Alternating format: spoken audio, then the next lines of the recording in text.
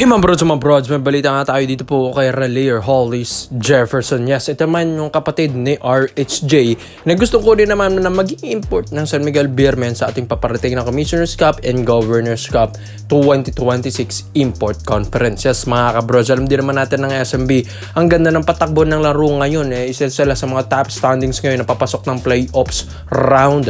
Yes mga kabrods, ito quarterfinals na, mabilis lang ito mga kabrods at ito possible pang ma-back-to-back champion ito ng SMB. Pero ito nga after nyan, syempre iniisip na ng SMB ano yung magiging next step nila if ever mga makapag-champion sila ng back-to-back ng All-Filipino Cup. Syempre, import conference naman. Kaya nga gusto na nilang i-secure at makuha ito pong si Raleigh Hollis Jefferson.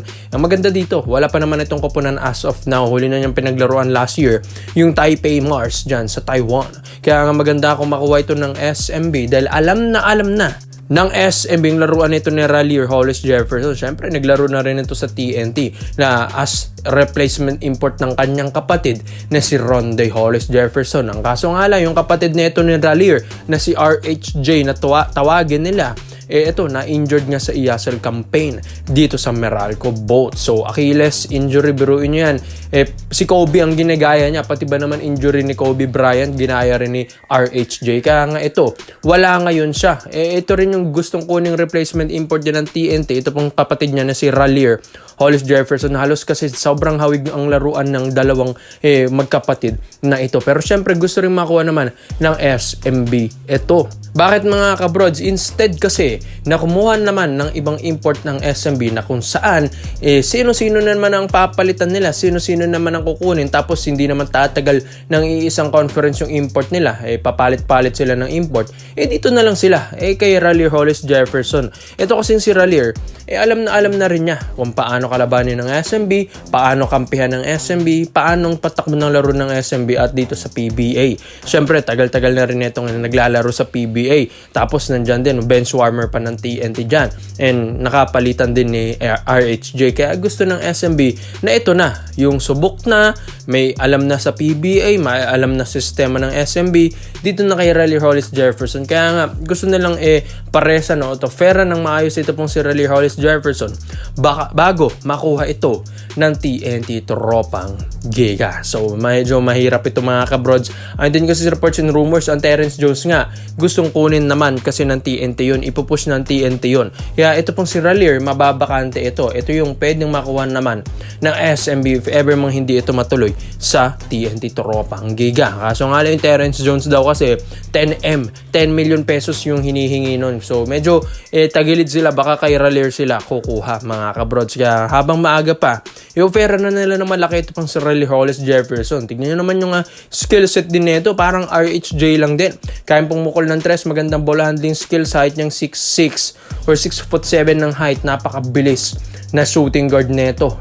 Athletic pa mga kabrods, ang ganda pa ng mga rebounding skills neto, ang ganda ng court vision, kaya magbuhat ng kupunan, kaya rin kumuha ng kampyonato dito sa PBA. Ito underrated lang itong kapatid kasi ni Ronde Hollis Jefferson, pero hindi nila alam na talagang ito yung naunang nag-pro sa kapatid na ito. Ito yung kuya kasi ni Ronde, ito pong si Raleigh. Mas magandang laruan din kasi nito, veterano kung maglaro. Hindi lang masyadong na-hype dahil mas kilala yung Ronde, yung RHJ na kapatid niya na nag-NBA. Pero ito kahit hindi ito nag-NBA mga kabrods, ito pong si Raleigh, talaga may paglalagyan ang kupunan mo sa championship round. Kaya ikaw mga brods, sa tingin nyo ba dapat bang i-push ito ng SMB na makuha ito pong si Raleigh Hollis Jefferson? Komento mo na ang mo dito mga kabrods at isa natin yan. Dito naman po tayo sa kabalita naman natin mga kabrods. Matagal na itong minamata ng barangay na San Miguel na makuha. Ito pong si Kai Balungay. Yes mga kabrods, 6'7" ng Phoenix Fuel Masters. Pero ito, umahanap na ng tiyempo at duelo ang barangay na San Miguel. Alam din naman natin, papasok na tayo ng playoffs round. Medyo alanganin nga ang elimination round ng barangay Ginebra. Kahit man nakapasok ng playoffs or makakapasok ng playoffs ang barangay Ginebra, hindi pa rin ito satisfied. Ito pong si Coach Tim Goon sa performance ng barangay Ginebra San Miguel. Kaya gusto nila na meron silang backup back, meron silang rest back na ito, hahabulin nila. Ito pong trade na ito na makuha ito pong si Kai Balungay. Dahil kung ikaw ang coach ng Barangay Nebra San Miguel, syempre ikaw ba naman, ang sentro mo na si Japet Aguilar, 6'9" na nagretiro na rin sa Gilas. Tapos ang pinakasunod na big man na dyan, ito pong sina Norbert Torres, 6'8", tapos Troy Rosario, 6'7" na lang, di ba mga kabrod, 6'6". So medyo mahirap na naman ang wings ng Barangay Nebra San Miguel. Kaya ito, gusto nilang makuha ito pong si Kai Balungay dahil kayang maglaro nito, 2-3 ang laruan nito mga kabrods. Makakatulong din sa pang-ilalim at makakatulong din sa pang-itaas. Yes mga kabrods, shooter rin kasi ito na athletic na 6'7" mga kabrods. Ito nga New Year na tayo, 2026, tapos ang Barangay Nebra San Miguel hindi pa rin nakakapag-champion mga kabrods. So sabi nila 3 years na nga hindi nag-champion ng Hinebra, baka mag 4 years pa nga dahil ito, parang alanganin pa nga sila ngayong All Filipino Cup 2025 to 2026 season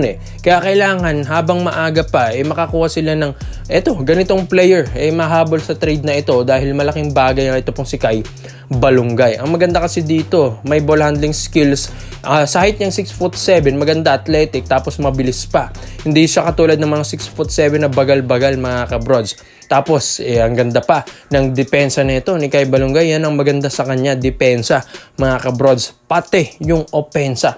Kaya nga ito, two-way player. Tapos ito yung mga minamata na rin ng mga ibang big teams dito sa PBA like MVP Group and yung mga sister team ng Barangay Nebra San Miguel. Kaya habang maaga pa, makuha sana ito ng Hinebra. Dahil kung hindi, mga kabrods, tagilid sila talaga ngayong All Filipino Cup 2025 to 2026 season. Kaya ito, para sa Barangay Nebra, pinakaulang naman din talaga sa kanila, big man. Dahil kapag makatapat mong SMB, sino na naman ang pantatapat mo kay John Morfardo na kinakain lang naman siya ni Japet Aguilar. So, kailangan ito mga kabrods ng Barangay Nebra San Miguel na si Kai Balungay, lalong-lalo na't nang wala pa sa kanila, 'di ba? Si Jamie Malonzo, hindi na nga nila maibalik dahil nakaband ngayon. Kaya nga ito, para sa Barangay Nebra, para sa igagaganda ng Ginebra ngayong playoffs round mga kabrods, kailangan na nilang mag-make move mga kabrods. Dapat kasing Barangay Nebra San Miguel, hindi lang yan nasa-satisfy kay Japet Aguilar as their big man. Pinakakulang talaga dito, legit big man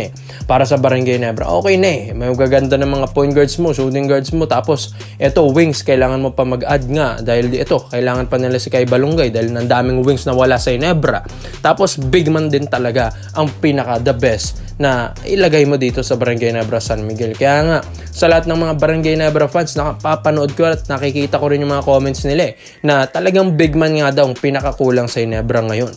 Kaya ito, malaking tulong, di man ito legit big man, pero malaking tulong as their wings. Ito pong si Kai Balungay, mga kabrods, okay na okay ito. Kaya ikaw mga bros, sa lahat po ng mga Barangay Nebra fans, dapat bang i-push ng Hinebra na makuha ito pong si Kai Balungay, ang 6'7" forward or shooting guard ng Phoenix Fuel Masters. Kaya komento muna pa nyo dito mga bros at isa natin yan. Salamat po sa panonood mga bros. This is Gangs Basketball Trey Rups. Yun lang. I'm out.